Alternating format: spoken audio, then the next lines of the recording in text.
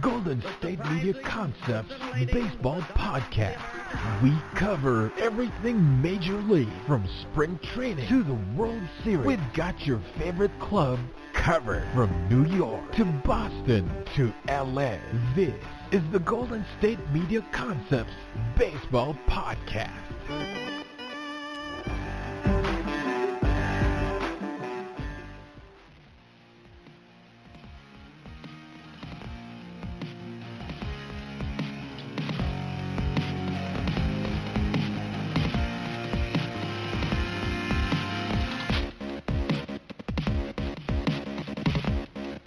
Hello, everyone, and welcome back to the GSMC Baseball Podcast, brought to you by the GSMC Podcast Network. I'm your host, Jack Ridenauer, and I've got another sensational episode in store for everyone at home today. Hope you all have been hanging in there and doing well. I actually took a little quick trip home to where I'm originally from in Maryland, and I had a dentist appointment, so it is good to see the folks for a couple days. Not going to be here for long, not going to stay here for a very extended period of time, but still it'll be nice to spend some time with them nonetheless. I do have to get back for work at my other job, so I definitely am really appreciative that I was able to spend a couple days with my folks. And I also actually went to my first live pro sporting event in over a year last weekend, as I went to a Penguins hockey game with some friends and my girlfriend.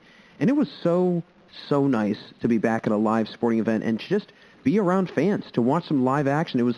There's just no better feeling than that, in my opinion. But anyways, folks, let's get into today's show. I want to now get into some general news as usual, and a little discussion on, what one, NL East team might do moving forward in the future with some players, and a lot of decisions to be made in that division, and also not only in that division, but also for that particular team. So I want to first get into any and all of the latest news going around the league, but also a little spring training update and some things that have stuck out to me early on in the spring training session of the season, but also some injury reports as well, and give a little update on that.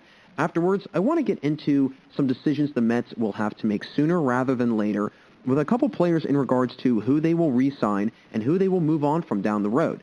Later, I'll get into which teams have the biggest make-or-break seasons ahead of them this year in terms of having good years to convince players that are up for free agency next year that they should stick around and stay with that team. So some teams really have a huge year in front of them. And be sure to stick around, as always, for the final few minutes of the show today, as I'll get into a little free agency grading for the entire AL East. I'll share the different adds made to certain teams and which teams had better off seasons than others, but also give an overall grade for the entire division. So a really good show in front of us today, as always. But I want to dive right into this segment with the news, with a little bit of COVID news. And it's not the good COVID news, as two Indians players, Jose Ramirez and Franmil Reyes, have both been sent home from training camp after violating COVID rules and protocols. Now, this is a really bad situation, if you ask me. They were both reported to have been eating out at a restaurant. I believe also Reyes had offered up some information to a medical staff member for the Indians who had asked him about getting a haircut, and that's when Reyes volunteered that he had gone out and eaten at a restaurant and mentioned Jose Ramirez being there too. Terry Francona, the team manager, had actually mentioned the team had sent them home, and then the team that has turned the case over to the league, and they were just waiting to hear back on what to do next. But this is a major issue, right? I mean, not only with the virus still going on, obviously, but just the sheer neglect, if you will, and kind of just the obliviousness there is that these players think that they can still go out and do things when clearly it's not. It's not an advisable thing to do. You cannot do that. And especially when you're part of the MLB, you're part of a league, and your main focus is being healthy, staying ready, and being able to play, because let's face it, we all saw what would happen and what happened when there was no sports. And if teams start getting, if COVID starts coming up again on teams and teams start getting outbreaks and this, that, and the other, that's when things are going to start snowballing and become out of control. And that's when we won't be able to have an April 1st opening day, or that's when we won't be able to have a full season, or whatever it might be. So guys have to continue to stay strict and also just be very responsible, because not only could they possibly jeopardize an entire season or a spring training for themselves and for their teammates, but it could also jeopardize their health, right? I mean, that should trump all. That should be the highest point of all, is that somebody else's health is a very, very important thing. So I'm just very kind of puzzled that they thought that that was a good idea and that they also would not get caught, not to mention. And the Indians, they had this issue last year, right? When Zach Plesac and Mike Clevenger, they went out in Chicago to meet some friends, and there was that whole ordeal. I remember talking about it on this show. It was a massive issue, right? Clevenger and Plesac both went out one night, came back late. One of them got caught by the front desk attendant coming back in the hotel very late, asking where he had been. He lied about it. The next day on the plane when they were leaving, I believe Mike Clevenger was confronted about it, and he lied about it, and it turned into a massive issue. Plesac was then sent down to the minors. Clevenger was traded not too soon after that. So clearly that's a big issue, right? And not to mention Franmil Reyes, he's actually been caught violating COVID protocols before. During last season, he went on a 4th of July party, and he wasn't wearing a mask, so he had to quarantine. So that's what really, I think, has boggled my mind a little bit, is that Reyes is a repeat offender, and that he has done this before, and that now I think the Cleveland Indians have a little bit of a situation on their hands. How do we go about disciplining Reyes for what he did? And not to mention, he had mentioned before when he gotten caught and he was, again, having to quarantine last year, that he knew it was wrong and that he wouldn't do it again. Well, what did he do this year? He did the same exact thing, except for going to a 4th of July party, he decided to go out to eat. And I just don't understand that. Why can't these guys who, again, it's their job, it's their occupation to go play baseball, why can't they, hey, the league has these guidelines, you got to follow them, right? It's the same thing with if you were using steroids. The league has those guidelines, you've got to follow them. And if you don't, there will be consequences. And now we're starting to see those consequences. Jose Ramirez is a very important member to this Indians team. He was a finalist for the AL MVP last year. So having him not there in spring training, it's going to set him back a couple weeks probably, because who knows how long he will be away from the team. And then when he does arrive back, if he does arrive back, and same thing with Reyes, how in shape will they be in, right? How much working out are they doing? And I really do hope that neither one of them come back with COVID-19. And I just hope that, again, other players can learn from this. This can be a learning example and kind of something that other team members, and not only on the Indians, but just throughout the entire MLB, they can realize say, hey, we can't do this, right? We cannot expect ourselves to be able to play, be able to compete, and be able to keep ourselves and our families and other players on the team and their families all healthy without following these guidelines. You just have to follow them. And I know nobody likes doing it. I know nobody likes wearing a mask. I get that, right? It doesn't matter, though, because at the end of the day, there is something greater than it's that person individually. It's keeping everybody safe. It's keeping everybody healthy. And so I am really interested to see how the team handles this, what they do with Franmil Reyes. I mean, who knows? We have seen in previous years also when Indians players have acted up or have done something that probably was not the best thing to do. Case in point, Mike Clevenger. What happened a couple weeks later? He's traded. Look at what Trevor Bauer did 2 years ago, 3 years ago. He had a little bit of a temper tantrum on the field, throws the ball in the center field, and then about 2 weeks later, he's traded to Cincinnati. Now he's in L.A. So right there, that should tell you something. Like, hey, this team they mean business, right? They are not messing around, and especially when it comes to this COVID stuff. So I saw that, and I was just so floored and just almost puzzled. I mean, I'm sitting here just puzzled thinking about it and talking about it as to how there was just this lack of judgment on both Reyes and Ramirez's mind that, hey, we can go out, we're going to be invincible, we're going to be okay, there's nothing that's going to happen to us. Maybe it's not necessarily you, but it could be somebody else on your team. And I remember last year the big issue with this was when they came back, Clevenger and Plesac, Carlos Carrasco, who's a teammate of theirs at that time at least, he had leukemia a couple of years ago, and he had been a cancer survivor. He had come back from a deadly disease. So he's somebody that was very susceptible to catching it. And right there, that would be a major line cross. And I think that the Indians have to do something. They have to come down on these guys hard, and it shouldn't matter that Ramirez is a huge piece of this team, because it should also set the standard of, okay, you do this, you don't follow the rules, this is what's going to happen to you. So that's one little tidbit of news that I just, I'm so puzzled and I'm scratching my head thinking about it, why that was a good idea or why anyone thought that was a good idea.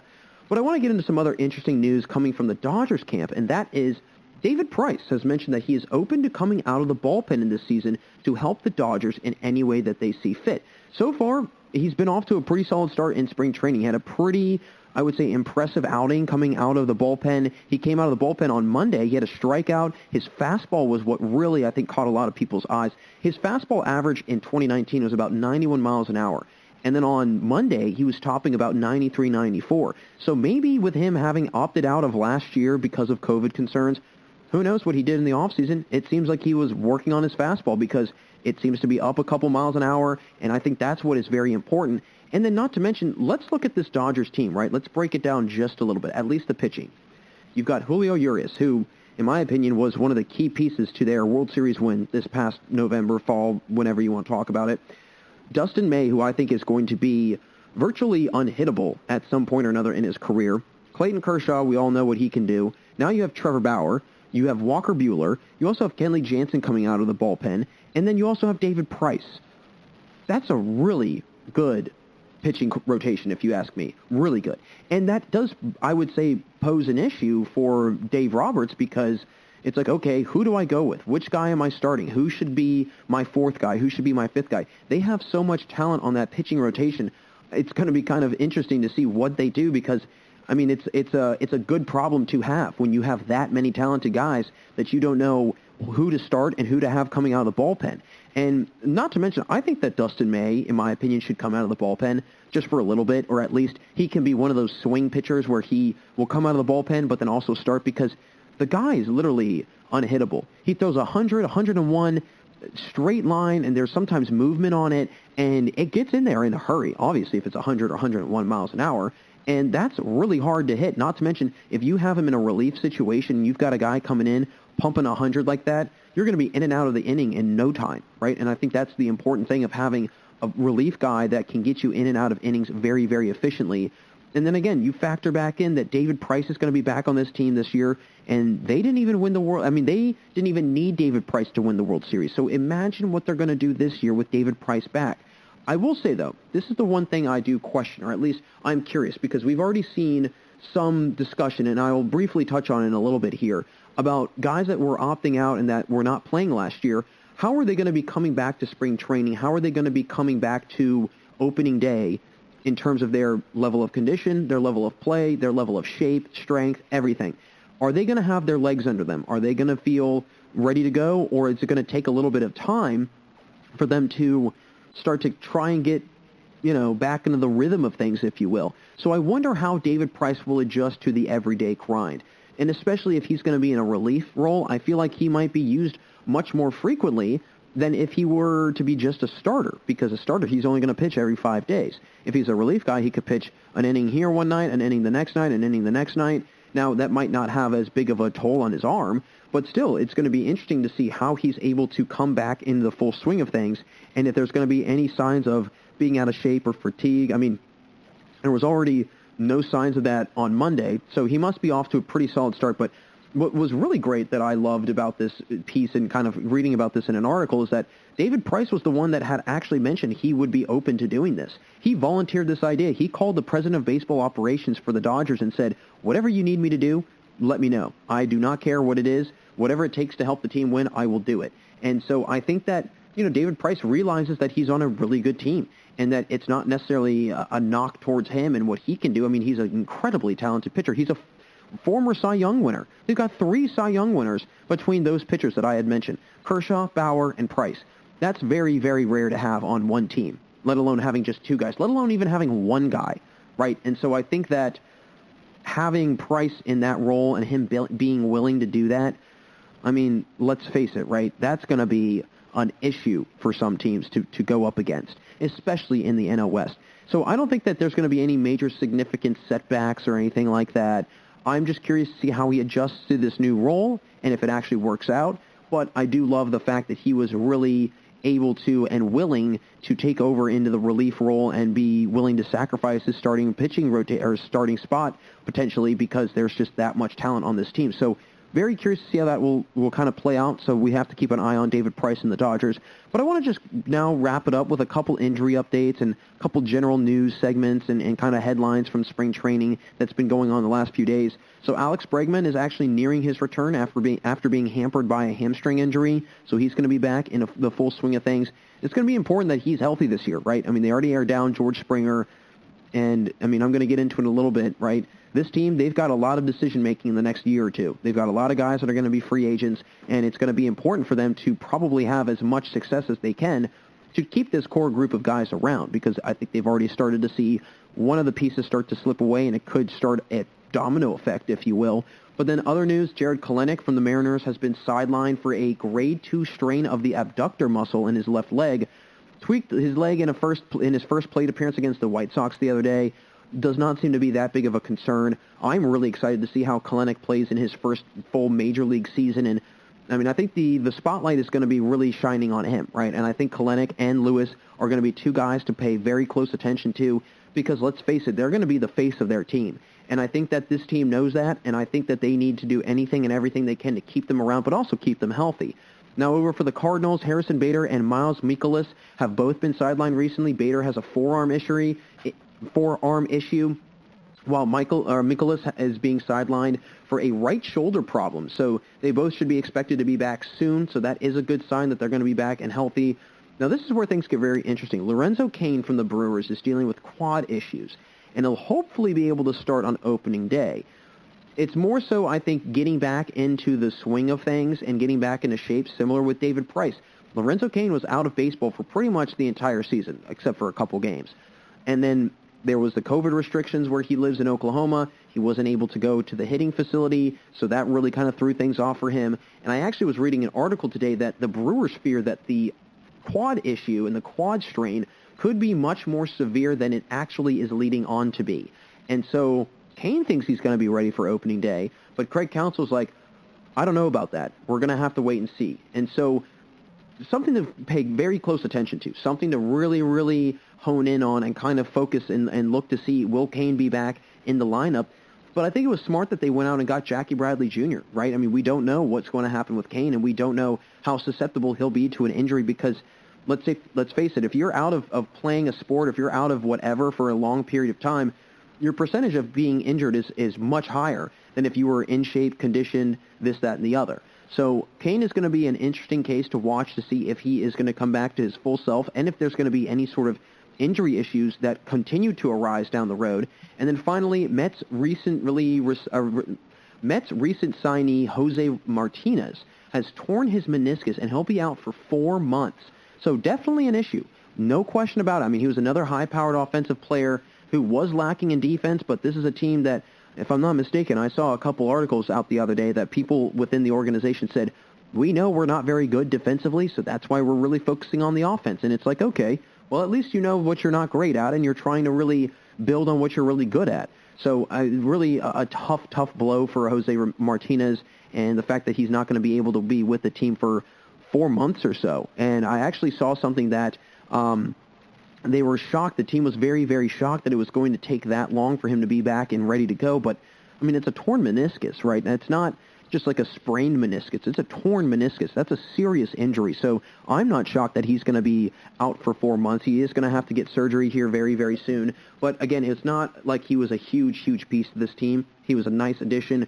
Probably a guy that would have come off the bench for them in certain situations, pinched hit, whatever he had to do. But again, a great bat to have coming off the bench. So we'll see how he recovers, and we do wish him nothing but a speedy recovery. But folks, that is going to do it for us in our first segment. So don't go anywhere, because when I get back from the commercial, I'm going to discuss what some possible moves might be for the Mets moving forward from this year, and what they might do with certain players that contracts will be up very, very soon.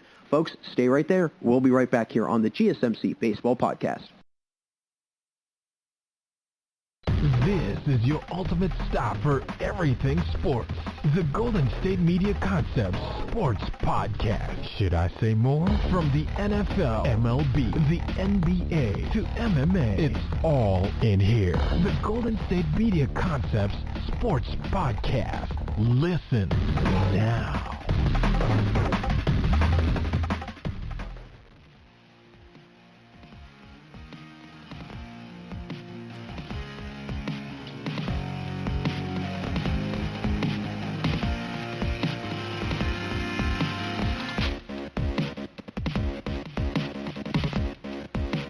Welcome back to the GSMC Baseball Podcast. Jack Ridenour with you all, and in our first segment, I jumped into some of the latest stories coming from spring training, and also giving a little injury update on who is still battling some setbacks and who are making some quick returns back to play.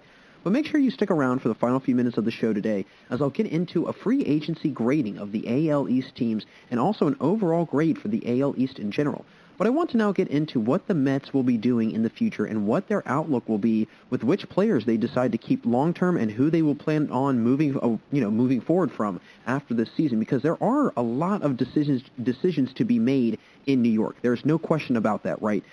They've got, and I'm going to run through all the players that they have either up for arbitration very soon, early arbitration, free agency, whatever it might be. They've got a lot of guys that they've got a lot of decisions to make, and so that's what I'm kind of curious about, is that what direction do they plan on going in? And I know it's a little bit premature to kind of gauge or guess what they're going to do, because they haven't even played a game yet this year of regular season baseball with this team that they've got right now. And so I feel like you kind of have to wait and see what they're going to do. But everything I've seen early on from the Mets in spring training is pretty solid, very, very solid. But there are, again, numerous free agents that are going to be coming up, and some notable free agents. Francisco Lindor, after this season, he'll be a free agent. Marcus Stroman, who they just had accept the qualifying offer to come back for this year. Noah Syndergaard, and Michael Conforto. So 4 very important players. I would say Lindor is easily the most important one on that list of players. If they can keep Lindor around, that would be probably the best case scenario. That would be the best thing they could do. If you can start with Lindor and you can keep him around, you can try and build around him, and I think you can be really set for the future moving forward. Now, some guys that are up for arbitration in 2022, relief pitcher Edwin Diaz, you've got Brandon Nimmo, you've got Seth Lugo, Dominic Smith, J.D. Davis, and Pete Alonso is in a pre-arbitration year this year. So Pete Alonso is another guy, very similar to Lindor, that I feel like they're kind of the cornerstones to this franchise. Obviously, Alonso a little bit more because he's been with the team the entire time. But now that Lindor is there, and Lindor has still got many, many years ahead of him in his career, these two are going to be, I would say, the two that they really try to hone in on and really try to focus on getting and bringing back and having on the team for a longer period of time. Lindor is going to want to sign a long-term deal, and I think Alonso is going to want to do the same thing. At least Alonso, they might try and sign him to a shorter deal now, see how he does, and then after the fact, if he does really well, then they'll sign him to a long-term deal. But I think Lindor is going to be the one that gets the longest-term deal when this is all said and done. But there is a lot to decide. And if this year is, if they can go far and if they can win and if they can be successful and if they can show that, hey, this is a really good team, we have built a winning team that can go and compete with really anybody in the division, in the league, in the entire MLB, whatever it might be, it's going to be a lot easier to convince these players to stay, because then they say, hey, you know what? If I stick around and if I stay here, I'm going to have a lot of success, I'm going to win a lot, and I'm going to enjoy it too, and I'm going to get paid a lot of money too. Now, I'm going to go through kind of the first priority players that they need to really focus on and they need to address first, and then who the second priority players are going to be, the guys that are still very important, but they can kind of come second if they can address the issues and kind of the concerns with the first priority player. So the first priorities, I would say, have to be Francisco Lindor, has to be Pete Alonso, and then also Noah Syndergaard. You have to try and really bring those 3 back. I would say if you can bring at least 2 of those 3 or bring all 3 back, you're going to be sitting really, really well after that. And let's face it, right? Lindor is going to be an interesting case because he's on basically just a 1-year deal right now, not a 1-year deal, but he's only going to be here for a year right now as of today, and he's going to be a free agent after the fact. But I would say that, here's the thing. There's a couple caveats to this. If he does re-sign, that's great. If he doesn't, it's not necessarily the end of the world. And I know that I kind of played it up that it would be the end of the world, but it actually would not be, because there is a large shortstop class in free agency after this season. So if they don't really try and go after him, or if they don't keep him, or if they don't decide to continue moving forward with having Lindor at shortstop, they can make other decisions. They can go out and maybe get a guy like Trevor Story, who will be a free agent, Javi Baez, who will be a free agent, Carlos Correa, who will be a free agent. There are a lot of other shortstops out there that will be free agents. It's going to be a huge, huge offseason for that. And I think that, in all honesty, this is probably a segment for another day, but all of those shortstops that I just mentioned, not including Lindor, I think the other 3, Story, Baez, and obviously Correa, I don't think they're going to be on any of the teams that they're on right now come 2022. I'm going to say that right here, right now, that none of them will be on the teams that they are on right now. But again, a little side note just to kind of throw out there. Lindor is another very, I would say, valuable piece, not only because of his bat, but also he brings defense. And like I mentioned, this team really needs defense. I mean, they've already started to see some issues at third base with J.D. Davis and Jeff McNeil both making numerous errors in the field. Actually, Jeff McNeil, I think, attributed for about 3 or 4 errors on one game in spring training at third base. And then they tried to put J.D. Davis there, and sure enough, he had 1 or 2 errors himself. So they really need to figure out the fielding situation. And I don't know if it's maybe guys still trying to get back into the rhythm of things. Guys have not really had access to fields possibly during this COVID shutdown, whatever it might be. But they need to figure out the fielding because as offensively powered they are and as offensively driven as they are, they need somebody to try and stop the ball from dribbling through the infield and into the outfield and potentially getting guys on base, but then also scoring guys, right? That is the biggest issue, is that if it's one thing to get the guys on base and getting players on base, but then it's another thing to drive them in and score them. And I think that is where good defense versus really good defense is separated. And right now, they're not even in the good defense kind of category. So I really think that they need to kind of evaluate how they are defensively before they make any decisions. But it's definitely going to be, interesting to see how they go about this because Lindor will be a very costly player. How are they going to go about the cost of this? What are they going to decide on how long his deal is, if he will be around for a while? I think that he should get a long-term deal if he plays well and if they go really far. I think that he should just stay in New York. It's a huge media hubbub. It's a huge, everybody's going to have their eyes on Francisco Lindor and the Mets. He will have more publicity, I feel, as a player this year alone than he's had in previous years in Cleveland when he was still really good and everybody was talking about him. Now the New York Mets, he's in a major market like New York. People are going to talk about him all the time. He'll be on TV all the time. And so as a result, I feel like he might get a really, really long-term deal, but are they going to be willing to pay that, A? And B, if they do that, how is that going to affect what other players they go after and what other players they decide to bring back? That's going to be another question for them to answer. If we go out and give Lindor a 8-year, $250 million deal or whatever it might be, that's going to really stranglehold us in a little bit and kind of hand tie us for what we can do otherwise, what other moves we can go out and make. And if they can only go out and just re-sign Lindor and then they let 4 or 5 other guys walk on this team and they don't go out and sign anybody else, it kind of defeats the purpose, in my opinion. I say you try and figure out a way to kind of get him on a long deal, but also not have to pay as much. It'll be hard to convince because, trust me, the guy is that good at baseball. He's really good, and he's worth a lot of money. So if they can try and figure out some sort of compromise and say, hey, and again, that's why if they win, it makes things a lot easier because then they all say, okay, yeah, we want to win. We want to stay with this core group of guys. I'll take a pay cut. I'll take a pay cut. And I know that a lot of the times, and I don't mean to, I think that it's going to be very interesting to just see how they go about the payment of it and how they go about deciding what kind of contract he should get. And it will be very dependent upon how well he plays this year and how well the Mets are also as a team in general. But the other case and the other first priority, I would say, Pete Alonso, it's simple why you should bring him back and why you need to bring him back. There's so much power in his bat. There's so much power in his swing. He's 2 years removed from having a 50-plus home run season. He broke the rookie record for the most homers in a season. Why would you not want to bring that back, right? And I think that, he can be a very feared hitter, and if you leave out any sort of fastballs over the plate, he will send those flying into the stratosphere. So for that simple fact right there, yeah, not a great defensive guy, but he's a really good offensive player, and he brings so much offensive production that it's almost impossible to ignore. And I just do think that he has a little bit of maturing to do as a player, and I think that he hasn't even reached his full potential, and he's already logged a season with 50-plus home runs that a lot of guys that are in the Hall of Fame probably never even came close to. Now, the issue I could see with having Pete Alonso come back or them trying to figure that out is that he winds up having a huge year, and they have to kind of pick between Lindor or Alonso because they want to make a long-term investment, and they can't do both. So that's going to be, I think, an issue for them in itself is, okay, which one are we going to do long-term? Which one are we going to do short-term? And how will that also affect things? And then also, will it become a battle of, well, Lindor had a really good year, Alonso had a really good year, they both want to get paid a lot of money, who do you pick? That's going to be a really, really hard decision to make. So I think that it's going to be not necessarily kind of a worry of if he's not going to perform or not because he's, again, very young and he's proven that he can perform at a high level.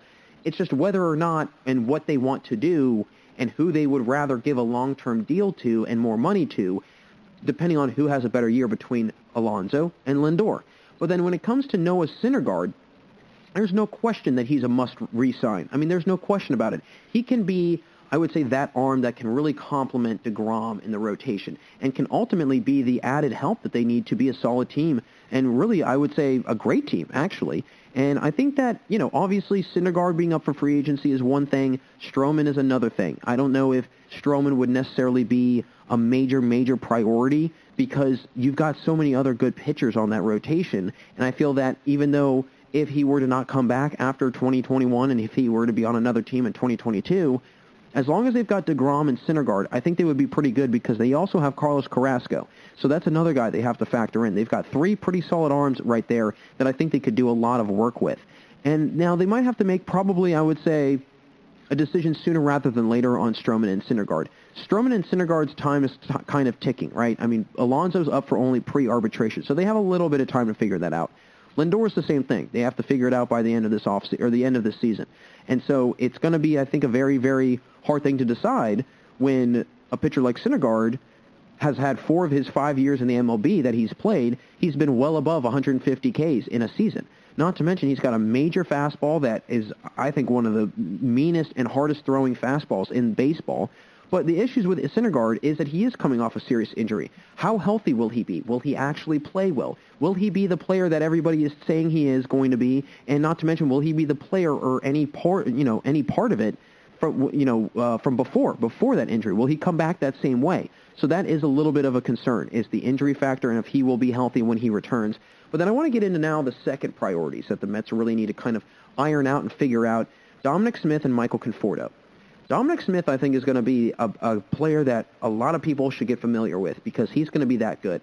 He's a very talented baseball player. I think that he'll be a bat in their lineup that he won't necessarily be a headlining act, but he will be the best supporting act on the team. He will be that guy that is, okay, after, let's say, Lindor and after Alonso, Conforto, I would say that Smith can be right there, and maybe McNeil, as that like third or that fourth, fifth bats that can make a lot of noise and do a lot of damage all throughout the lineup. Smith can hit all throughout the lineup, and he'd be somebody that you stick at the 6-hole, the 7-hole. That's a really dangerous 7-hole if you ask me. Now, he'll obviously probably hit a little bit higher in the lineup, but I think that he can be a really good piece for them. He's got a great bat. I mean, he's clearly shown that already. Batted .316 last year. He batted .282 the year before, and he showed power promise too. Last year, he had 10 total home runs in 50 games. And then you go into 2019, and he only had 11 homers, and he played 39 more games. So right there, he was on pace to have the same amount of home runs in almost half as many games. So he was definitely on the verge of having a big year if you had played an entire season. And now the one issue I could see happening is he doesn't pan out the way people think he will, and he winds up being an underperformer. That is where I think that it could come to a screeching halt, and they say, okay, we're moving on from Dominic Smith. I don't think that's going to happen, and I think that they're going to have to really, it's going to be hard for them to decide between Smith and Davis and McNeil, and there's going to be a lot of guys to try and make a decision on that are all very good. And then not to mention Michael Conforto, right? Conforto, I think, is a very important piece for them, and they need to try to keep him around for as long as they can. Conforto is a player that I would say it's not necessarily need or would be worth, I would say, a 10-plus year contract, right? He's not going to be a guy that's going to say, okay, I need to be here for 10 years, or I need to be here for 8 years. He can be a guy that's on contract for 5 or 6 years. I think that's a very, feasible amount of time, and I think that it's still going to get some, major production out of him if he's around for 5 or 6 years, and then he can also have a little bit rest of his career to kind of decide if he wants to stay in New York, if he wants to go somewhere else. But I think Conforto, he's a guy that has so much potential, very similar to Smith, and now neither one of them have really played an entire season of baseball. Conforto, obviously, a little bit more than Smith, but Conforto, he's had his fair shares of ups and downs. He had an injury in 2017. Last year he had a very good year, solid year, and then in 2019 didn't have that great of a year. So his trend chart is all over the place. It's up and down and all around. And he did lead the Mets in batting average last year with a .322 clip.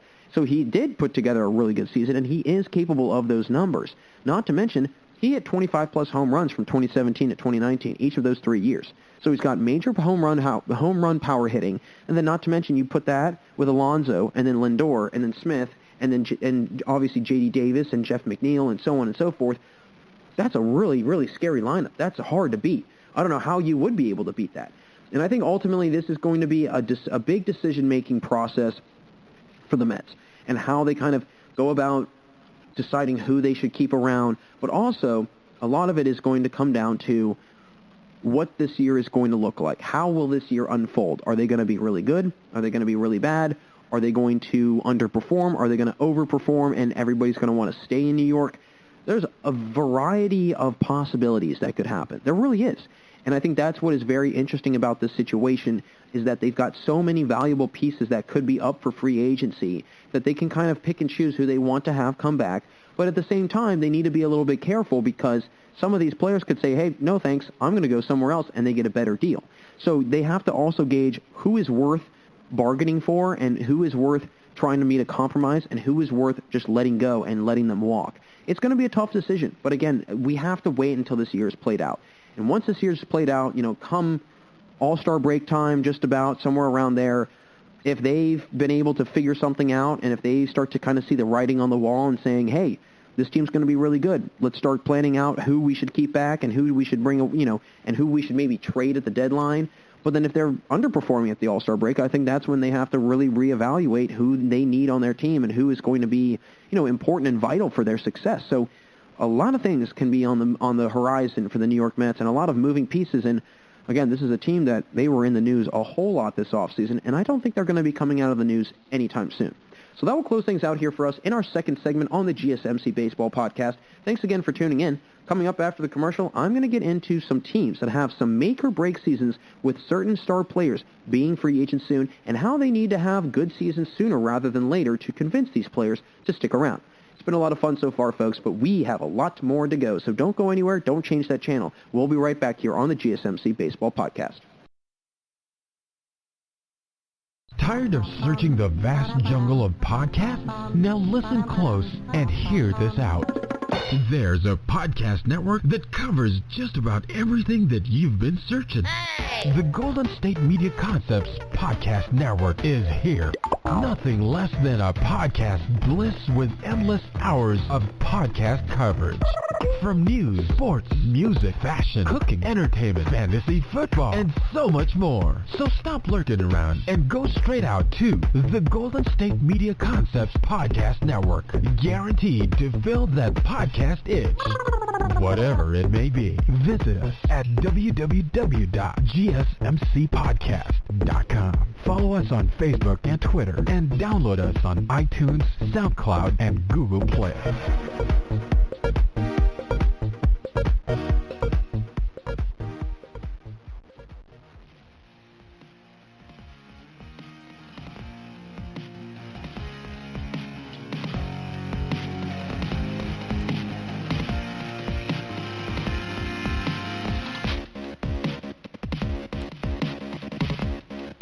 Welcome back to the GSMC Baseball Podcast. Great to have you all here still with me today. Jack Ridenhour again. And in the previous segment, I jumped into discussing some of the potential scenarios that could play out for the Mets moving forward with some of the players they have that are up for free agency or arbitration very soon.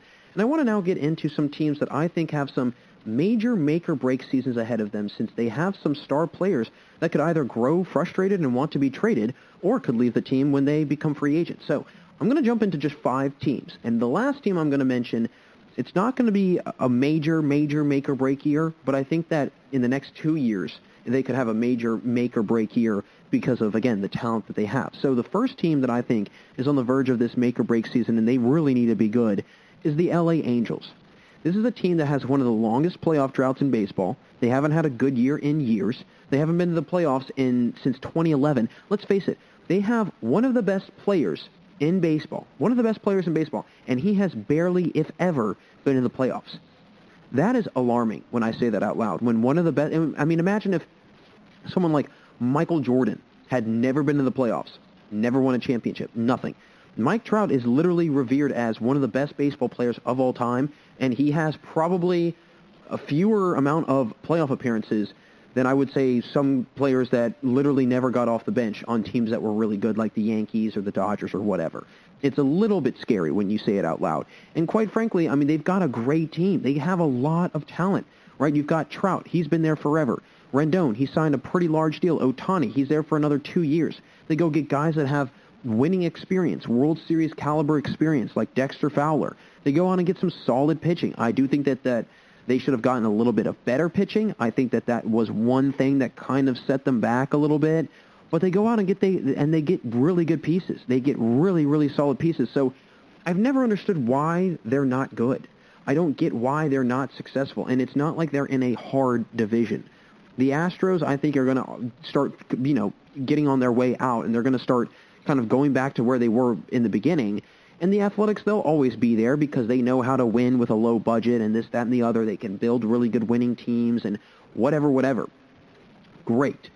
But when you've got literally the best player in baseball on your team, and you've got a lot of other really good players, you've got a guy like Anthony Rendon, who before he came to the Angels, he had a career season in Washington. How are you not at least winning 500? You have at least a 500 winning percentage. How are you not at least breaking even with your records? I mean, some of these years, they are really, really bad. And I think that the reason why they're on a make-or-break kind of season or on the verge of one is because, let's face it, if they continue to struggle, I could see Trout getting tired of it and wanting to be traded. Right? They only have 4 players right now on contract in 2022. So they can either go all in and unload a bunch to make some room to maybe sign some bigger players, and they kind of say, okay, you know what, you're not here anymore, fine, that's okay. We're going to save some money, okay, fine, that's okay, we'll let you go. Or if they have a really good year, maybe they can re-sign a couple of the guys and try to convince some players to stay, like Mike Trout, who, again, if things don't go the way that he plans and if things do not get better, I could see him wanting to be traded. I don't think he is somebody that is necessarily going to demand a trade. I don't think he's going to come out and, say anything that he's not happy or this, that, and the other. He doesn't really throw me as that. He's pretty private, not really a huge social media presence, I would say. I mean, I don't follow him, but from everything that I've seen online and on social media, he's a pretty quiet superstar, if you ask me. For a guy that's considered one of the greatest baseball players ever, you don't hear a whole lot about him outside of baseball season. But I could see him being open to being traded, or at least tease the idea, or possibly kind of waver about it and say, I would maybe be interested in doing that. Oh, this team over here that's been really good, say the Dodgers or, a team like the Padres or whomever it might be, let's make a huge blockbuster trade. They go and get Trout, and then that's all she wrote for the Angels, and they're not going to be any good. Now, I will say, though, if the Angels were to ever have to trade him, or they would ever trade him, they would probably get 4 starters off of any baseball team. Literally, it would probably be the equivalent to about 3 to 4 starters on any MLB team in baseball. And I think that it'll be, things could become a real big rebuild once again for the Angels if they have to start from scratch and trade away Mike Trout, right? I mean, that's going to be kind of a big issue in what things could possibly happen, and it'll be a completely rebuild mentality. And they've been kind of in that same mindset for a while now.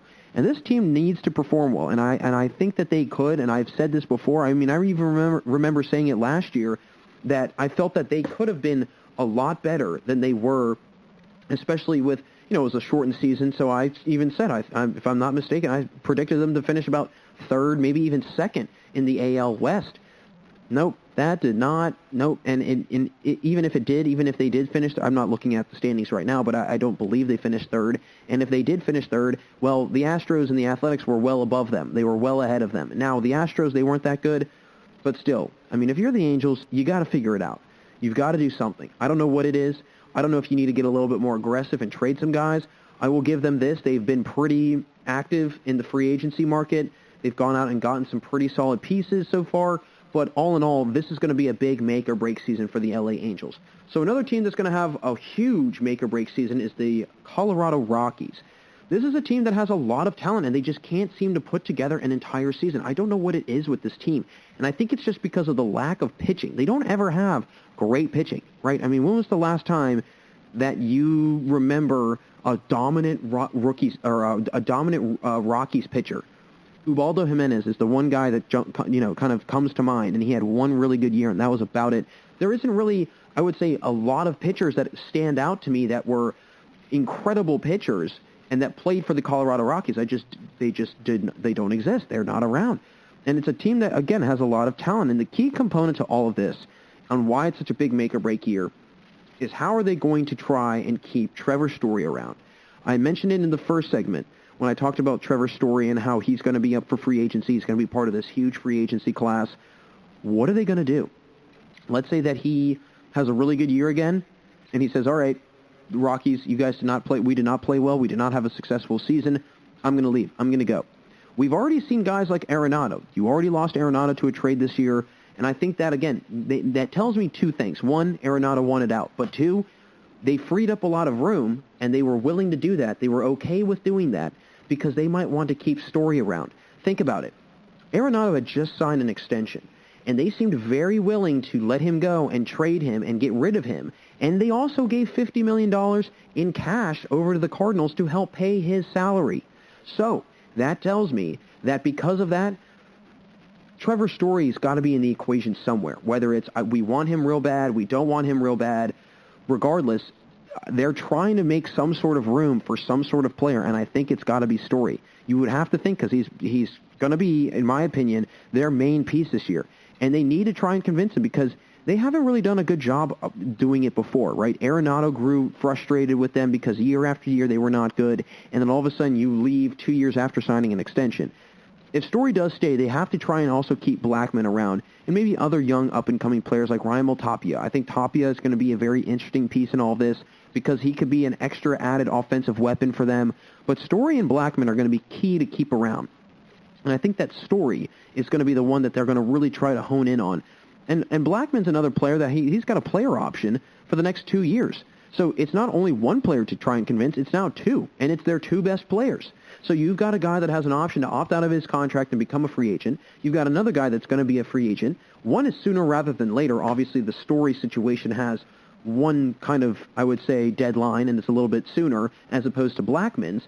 But at the end of the day, it does not matter because they both need to be convinced somehow, some way. And the Rockies are going to have to hope that they can at least compete with other NL teams. At least. Whether that's maybe finishing second in the wild card and they get a wild card play-in game, whether that's maybe winning 85 games and they just barely missed the playoffs, whatever it might be. I think the one or two scenarios that could play out for the Rockies, because let's face it, they're not going to, if they go to the playoffs, I don't see them going very far. Again, they don't have the pitching to really take them that far. They don't really have that pitching that's going to, move them in and out of innings so they can get back up to the plate. I think that they either have to win at least 80 to 85 games and be above 500, or they have to at least make a playoff appearance to convince Story to stick around. If they don't do either one of those, and if they wind up having a losing record or whatever it might be, then I think Story leaves. I think Story might be trying to give them the last hurrah, the last chance. And if this is it, and if they don't do anything, then that's all she wrote. But I am curious to see what's going to happen this year in Colorado because, again, and the other thing is Trevor Story going to be that thrilled to want to leave a ballpark where he can benefit from having little to no atmosphere to try and hit the ball out of, and as a result, the higher altitude allows the ball to go further and further, so that definitely brings his numbers up way up. And as a result, I don't know if he'd want to actually be that eager to leave, but again, if they are not good, if they are not successful, and they have another struggling year, yeah, he's going to have no choice but to leave. I would personally think there's no way I would try and re-sign with a team that is going to just continuously struggle, and they're just going to pay me, and that's about it, and I'm going to have a great legacy, but I never won anything. I don't know if that's going to sit well with Story. So we have to watch very closely what's going to go on in Colorado. But then another team, the Houston Astros. They've got a huge make-or-break year ahead of them. Ginormous. I think that they are on they're on the verge of a huge make-or-break year because, again, they have a lot of players that are going to be free agents. Justin Verlander, Zach Greinke, Carlos Correa, Lance McCullers Jr. They're all free agents in 2022. 3 of those guys were pitchers for their World Series team at one point or another. They were vital pieces to their success, whether it was winning a World Series or showing up and getting to the World Series. Those are 4 massive pieces, not to mention you've got a guy like Correa, who's a great playoff hitter. He completely, showed it this past offseason. This past postseason. He's a great playoff hitter. He's a great hitting shortstop. And then you've got guys like Verlander, Greinke. They've all been very, very established and very, very accomplished pitchers. 2 former Cy Young winners. But here is the thing, right? Verlander is coming off a season-long injury. And I think that Correa will probably leave. And then if they do that, and if they, wind up having that, they're going to get back to square one. But I will say this. If they can make one more run, they can put together one more run somehow, some way, miraculously get to the playoffs, whether that's with a losing record or something going on, then maybe they could keep guys around like maybe McCullers and Correa. But I just don't see Verlander, at least, being in a Houston uniform after this year. And I don't think Greinke will either. They're both getting older, right? Greinke actually had the highest ERA he's had in 3 years at a 4.03 this past season. I think that Correa is going to be the one that they really try to focus in on and try to convince to stick around. But again, they're going to have to be really good this year. They're going to have to be very successful. And I think that last year it was kind of a sigh of relief for them that they were able to give themselves a little bit of cushion, like, hey, you know what? Yeah, 2019 we lost in the World Series, but we come back the next year, we go to the ALCS again. So think about it. They've gone to, 3, 4 ALCSs in a row? That's really hard to do. That's not an easy thing to accomplish. So if they can maybe put on another big run, they can convince some of those guys to stick around. But I think Verlander should just go. He's at the point where he's a little bit too old. He's definitely injury-ridden now because coming off of that big injury, and who knows if he's going to come back the same Verlander that he was before, right? We see this all the time. Guys that are kind of getting up in age, they don't recover as well or as quickly. And so that's why I don't think that Verlander should stick around in Houston. But I think that the main piece that they need to really focus in on is Correa. I think that they need to do a great job this year, and they really need to try and convince him to stick around, because if not, they're going to, again, be back to where they were in the earlier 2010s. They're going to be back to where they were in the beginning. Now, they do have Bregman around for a while. They do have Jose Altuve on contract for quite some time. But they're not going to do it. They're not going to get it all done. And Michael Brantley's only there for 2 more years, and he's also approaching his mid-30s. So you've got a lot of aging guys that might start to retire. They might start to say, hey, done, don't want to deal with it. And then, as a result, you're going to have to try and go back to the drawing board. But then the last 2 teams, I will say, that are actually in the same city that I think are on the verge of big make-or-break years, one more than the other, and the one that is a little bit more is the Chicago Cubs. This is a team that, again, very similar to the Astros. They're actually in virtually the same scenario right now. They've got a ton of free agents that will be free agents sooner rather than later. They are a couple years removed from a World Series, and they have half of the personnel that they have on their team now than they had when they were winning World Series. Very similar to the Astros. Very similar. And I think that they're going to be picking up the pieces after this season. I mean, Baez is a huge free agent after this season, so that's going to be a big focus for them. But then not to mention, Chris Bryant's going to be a free agent, Anthony Rizzo's going to be a free agent, and Zach Davies will be a free agent. So they have, again, another scenario where they've got, instead of 3 pitchers and 1 position player, they now have 3 position players and 1 pitcher, all going to be free agents.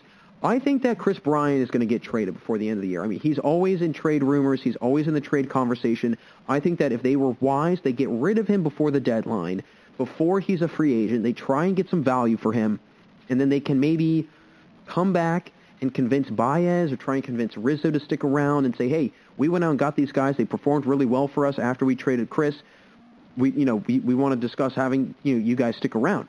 I think it's going to be also important that they keep Davies around because they don't really have much pitching. They really don't. Their pitching is very thin. I mean, especially with especially with Darvish not there anymore. And I also think that this was kind of the beginning to the end of the Cubs. You can kind of see the writing on the wall. Theo Epstein steps down, and then they non-tender Schwarber, and then they trade Darvish. And things kind of start piling up on them, and they didn't really make any big moves back. So maybe they're freeing up some room to potentially look down the road and say, well, we want to re-sign some of these guys. Or they're just trying to cut their losses now, say, hey, we are not the team that we once were. We're probably going to have another struggling year. We're going to have to come back and try it again next year, and we're probably going to have to re-sign an entirely different team. But I do think that this is the last hurrah for them. I mean, maybe they kind of use this idea that everybody has written them off and everybody's favoring the Cardinals and the Brewers in the division. Maybe they use this as motivation. Maybe they use this to try and really fuel a huge, run, a huge playoff appearance, whatever it might be.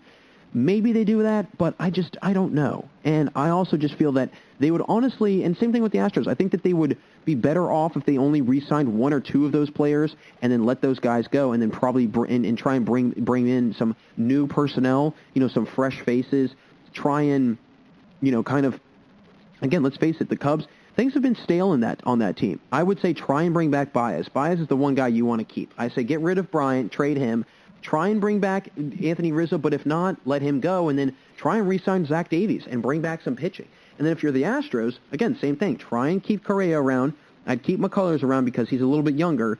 And I'd let Greinke and Verlander go. They're, again, not the same players that they once were, and I think that they are well past that point of no return. And especially with Verlander coming off a year where he was injured for the whole year, yeah, you definitely do not want to have that at all on your team. Signing him for another 2 years, he's sitting around on the bench, not doing anything, and you're wasting money. So those 4 teams definitely have big make-or-break years ahead of them. The Angels, the Rockies, the Astros, and the Cubs. Final team, the White Sox, and the only reason I say this is because of this. And it's a big stretch, I know. I don't think it's necessarily this year that's a big make-or-break season, but I think in 2022, that will be a big make-or-break season because they've got so much talent right now. It's so glaringly obvious. It's like in your face obvious. And if they don't go far, I think the same thing happened last year. They were kind of disappointing come playoff time. I thought they were going to go further. I thought they were going to be a lot better. And they got shown up in the playoffs by the Athletics. So if they don't do what they need to do this year, they don't go get, beyond the first round, even getting into the championship series. If they don't do that, next year is going to be a big make-or-break season for them because they go out and get a new manager, they go out and do this, they go out and do that, and it's like, okay, you're doing all these things. You need to put it together. You need to put it out on the field. You need to play it. And if they can't do that, and if they don't do that, well, that's going to be a problem. That's going to be a significant issue. So 5 teams that I'm definitely looking at, kind of, but more so it's just those first 4. The White Sox, again, it's a team to think about for next year if things don't work out for them in this season. So that'll do it for this segment, folks. Thanks again for sticking around as always. But stay right there because we'll be right back after this commercial break for the final segment today where I'll get into giving a free agency grading for the AL East and give out grades for the different moves made by teams and then the overall grade for the division as well. Don't go anywhere, everyone, because we've got one last segment here on the GSMC Baseball Podcast. Want to know the latest in soccer? Then listen to the Golden State Media Concepts Soccer Podcast. From MLS, the World Cup, and the Premier League, we've got you covered. The latest updates, the hottest matches, and news on the league's top players. It's the Golden State Media Concepts Soccer Podcast. David Beckham scores the goal to take England all the way to the World Cup final. Listen now.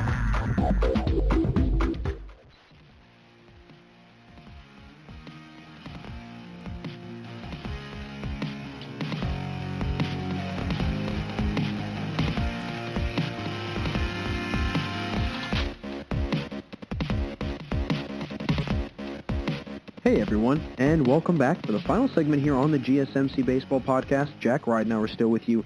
And in the previous segment, I jumped into sharing which teams are on the verge of make-or-break years with some players becoming free agents soon, but also some players that could grow frustrated and wind up wanting to leave and be traded. But I want to wrap up this episode and discuss some free agency gradings for the AL East and the teams in the division, then give kind of the overall grade for the division as well. So as we all know, the Yankees, Rays, Blue Jays, Red Sox, and Orioles are all in the AL East. And I'll kind of just go through each team, unpacking one by one the big-time signs and re-signs that they made, and then I'll give a grade for what their different moves were, in my opinion, and whether or not they were good moves or not. So, getting into the Yankees first and foremost, the big signs, obviously, Jameson Taillon, Corey Kluber, and then re-signing DJ LeMahieu was also very important. And I will say this for probably the entire season until I see otherwise. Jameson Taillon and Corey Kluber, I think, are going to be big-time question marks. You don't know what's going to happen. You don't know whether or not Taillon's going to be really good because, again, let's face it, Taillon has not played any baseball, really, in the last year, right? Same thing with Corey Kluber. The Yankees are taking a massive gamble, and I know that it's New York, and I know that they, that's kind of how they roll a little bit. And they obviously have plenty of power. They have plenty of offensive power. They've got LeMahieu now there for 6 more years. So I think that they should have gone in maybe some other directions with pitching, right? I mean, there was guys on the market that I felt they were on there way too long, like Jake Odorizzi. I mean, he didn't get picked up until Framber Valdez went down with, a broken hand, a broken finger. So, when Framber went down, that's when Odorizzi got picked up. It had to take a guy getting injured for somebody to take notice of Odorizzi, and I felt that he was somebody that should have probably have gone a little bit earlier in free agency. But I think Corey Kluber makes a little bit more sense than Jameson Taillon, because Corey Kluber has been an established pitcher. He has proven himself before. He is somebody that is a good pitcher and that has clearly put up really good numbers to back that up. Taillon is a lot of talk, I think. He's a lot of promise. There's a lot of potential. You think he's going to be really good. You think he's going to be great. You think he's going to do a nice job. But let's face it, we don't know. We've got no idea. We have zero clue. We have not seen him really pitch since 2019, and even then, I mean, he was good in 2019, sure, but he was injury-ridden. That's been kind of the big highlight in his career, is that he's got a lot of potential, but then he'll wind up on the 60-day injured list, and then you don't see him for 2 months. So, all in all, I think it was very interesting that they went out and got those two. I think it was very wise that they re-signed DJ LeMahieu. Ultimately, I'm going to give them a B-. I don't think it was anything spectacular. I don't think that they did anything wowing. I think that they did everything that they needed to do, and I think that, again, they did address those issues that they needed. Pitching, starting pitching that is, and re-signing DJ LeMahieu. They went out and did both of them. But were the pitching picks, if you will, the correct ones? Were they the right kind of guys to go after? Who knows? We'll have to see. So I'm going to give them a B-. Now, getting into the Rays, this is a very interesting team, to say the least. I would say the big signs this offseason were Rich Hill, Chris Archer. They re-signed Ryan Yarbrough. They re-signed Tyler Glasnow. They re-signed a bunch of guys, Mike Zunino, Manuel Margot. They re-signed a boatload of guys. But for everybody that they re-signed, they gave up that much more. I feel that they replaced guys like Charlie Morton and Blake Snell with guys like Rich Hill and Chris Archer. And if you ask me, that's a major downgrade, in my personal opinion. Now, I know that Charlie Morton probably doesn't have a whole lot of years left in him. He is getting a little bit older. But he's clearly a guy that will perform for you in the postseason and in, a tight situation. And so I think that is something to take note of, is that his ability to be that good in the fall time when it matters the most is an incredibly vital piece for any team, really, that's trying to compete. Rich Hill, he's kind of the poor man Charlie Morton, if you will. I think Rich Hill, he's somebody that's had a solid career. He is getting older, but I don't think he's anybody that is that incredible or that, impressive, if you will. I think that the other guy that is, again, another kind of question mark is Chris Archer. You give up Blake Snell and you bring back Chris Archer. Is that really what you should have done? Is that really, the move that you should have made? I mean, let's face it, right? I don't know if that was a wise thing for them to do, because this is a team that, again, they really seem to thrive off of pitching and defense and kind of grinding and kind of that idea of it, right? They don't really go out and get necessarily the biggest, most powerful offensive bat in the lineup. They're not going to do that. They're going to slowly but surely build together a winning team, and they're going to try and put the pieces together, and then after that, they're like, okay, let's see what we can do. Let's see what can happen. So I think that, that's going to be very interesting to see what's going to happen. I'm glad they re-signed Yarbrough. I like Yarbrough. I really like him.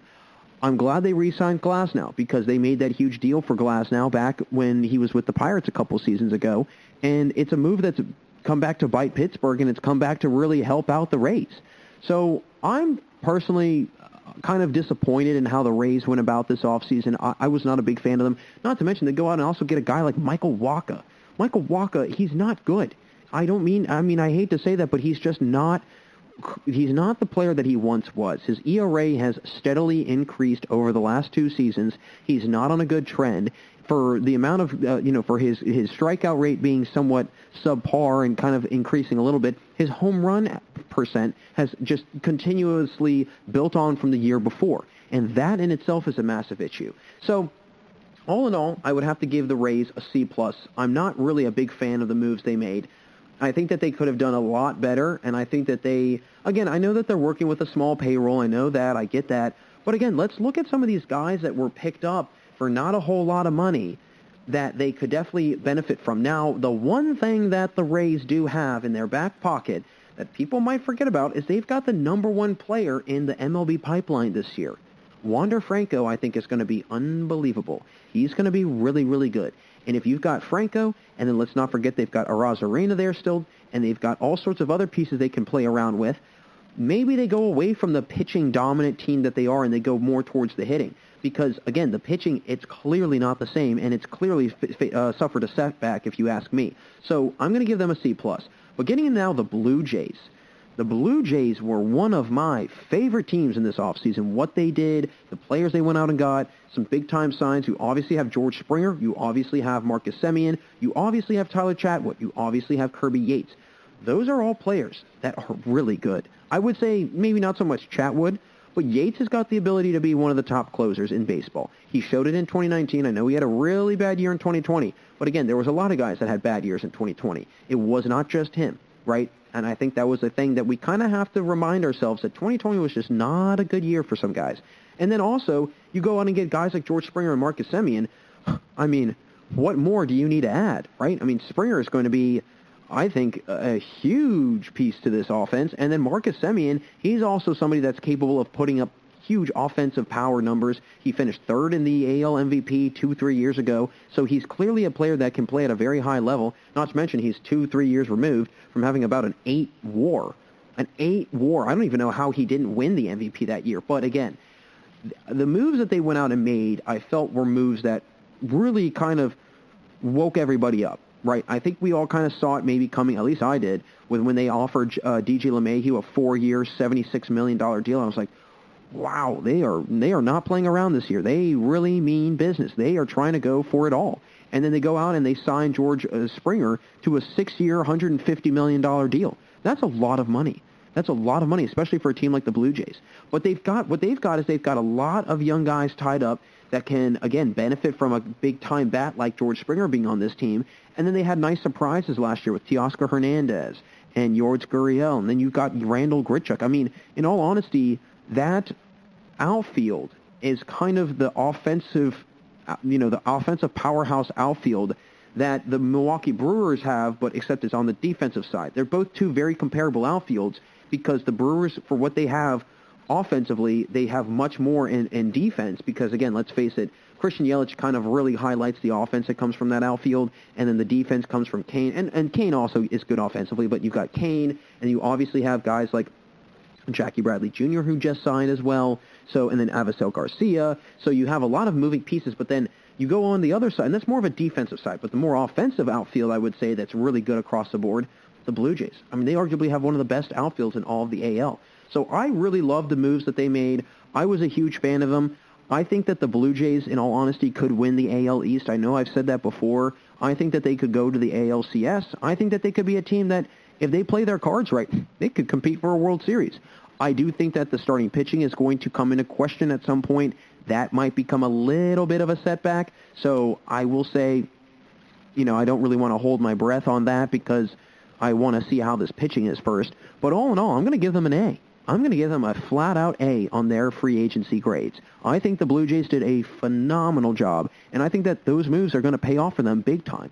So the next team I want to get into before I finally wrap it up with the Baltimore Orioles is the Boston Red Sox. And the Red Sox, well, they didn't really do much, right? They went out, they signed Hunter Renfroe, they signed Kike Hernandez. I mean, I would say those are their two bigger signs. I mean, I think the Franchi Cordero guy from the Benintendi trade who came over from Kansas City, I think he could be interesting. I think he could be a really good player. He has not had a whole lot of time in the MLB quite yet, so I do wonder if he's going to be ready. He has shown that he can be ready, but last year in Kansas City was not a very good year for him, and he was also injured, so that was another aspect of it. But Hunter Renfroe is an interesting case for me because he is not a good hitter for average, and it's very clear. Now, he brings a lot of power. He's a guy that's had 25-plus home runs in multiple seasons, consecutive seasons, that is. And then Kike Hernandez, he's another guy that has a lot of pop, and he's a great fielder, but he's not going to be necessarily your big-time average hitter. So I do wonder, okay, are these moves that are going to really do anything for them? I don't think so. I think that the Red Sox are, again, probably 2 years, maybe 3 years away from actually having a really good team and putting together a lot of, really good players on the same team. I just don't know if Hunter Renfroe and Kike Hernandez will be those difference makers. I think Renfroe will definitely add more power alongside J.D. Martinez and Rafael Devers. I think that is definitely an obvious thing. I don't know about Kike Hernandez as much being that big offensive power guy that they need, but I will say that I think that this Red Sox team, they already had a lot put together, kind of the Yankees. They already had a lot put together. They didn't really need to do anything crazy. But I do think they could have gone out and done a couple other things. I think that they could have gotten a better outfielder to replace Jackie Bradley Jr. I think that they could have gone out and gotten more pieces to maybe surround Rafael Devers and J.D. Martinez offensively. I think that they could have gone out and gotten a little bit more pitching. They already have good pitching, but I think they could have gotten a little bit more because who knows if Chris Sale is going to be at the level he was before he got injured. And then also Eduardo Rodriguez, he's coming off of his ailment with COVID-19, and if I'm not mistaken, he had a lot of health issues after the fact too. So there's a lot of, I think, question marks kind of surrounding the Red Sox this year. It's a team that, for as storied and historical and good and successful and this, that, and the other and popular, they were very quiet this offseason. You didn't really hear a whole lot about them. You didn't hear much about them, right? You heard a lot about the Mets. You heard a lot about the Padres. You heard a little bit about the Dodgers. And that was, I think, pretty much it, if you ask me. I mean, you heard about a couple other teams here and there, but you didn't really hear much about the Red Sox. So I'm going to give them a C-. And that may be a little harsh, but I'm not really a fan of how the Red Sox went about their offseason. I don't think they made the right and proper moves, in my opinion. That's just me, though, but I don't think that they made the wise moves that they should have made. So I'm giving them a C+. But then the final one, the Orioles, I would say the big signs were Freddie Galvis, and then they signed Felix Hernandez to a minor league deal. I don't know what to think of having Hernandez signed, right, especially on a minor league deal. You're not giving him a whole lot of money. I believe if he gets called up, he maybe makes $1.5 million, $2 million during the season.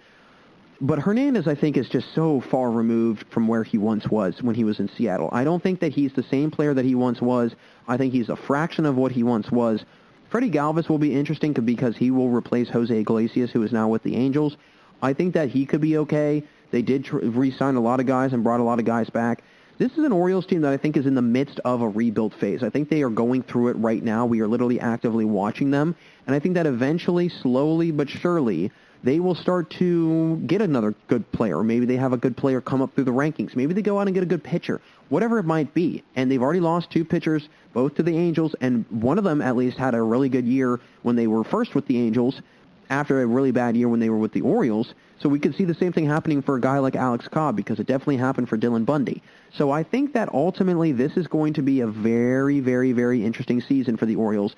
And also just for the next 3 years, how are they going to continue to build? Who is going to rise through the ranks and be really, really good? I mean, they've got a great catcher coming through the system, and they've got a really good player in Ryan Mountcastle, who I really like. I think he's got a great swing. He's a great, great hitter. And I think that ultimately, although the moves were not glamorous, they were not that great, I think that this Orioles team, you give them a couple years, and I think they're going to shock everybody. They're going to really, I think, shock a ton of people. So overall, I'm going to give the Orioles a C- grade. So just to kind of recap, I'm going to say I'm giving the Yankees a B-, the Rays a C+, the Blue Jays an A, the Red Sox a C-, and the Orioles a C-. So overall, I'm giving the AL East a C+. I don't think that the AL East across the board did really much. I think that it was more so a lot of re-signs. I think mainly George Springer entering the division was kind of the big headlining act for the season. But outside of that, there wasn't a whole lot else, right? There was nothing else that was going on in the AL East. There was obviously a lot more going on in their counterpart division in the NL East. But I think that the AL East still has a little bit to kind of figure out.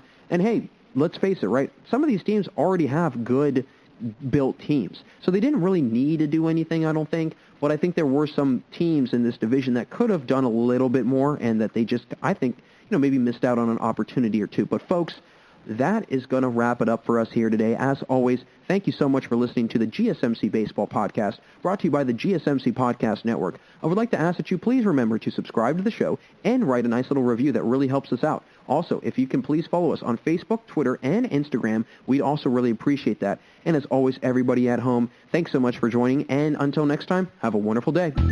You've been listening to the Golden State Media Concepts Baseball Podcast, part of the Golden State Media Concepts Podcast Network. You can find this show and others like it at www.gsmcpodcast.com. Download our podcast on iTunes, Stitcher, SoundCloud, and Google Play. Just type in GSMC to find all the shows from the Golden State Media Concepts Podcast Network. From movies to music, from sports to entertainment, and even weird news. You can also follow us on Twitter and on Facebook. Thank you, and we hope you have enjoyed today's program.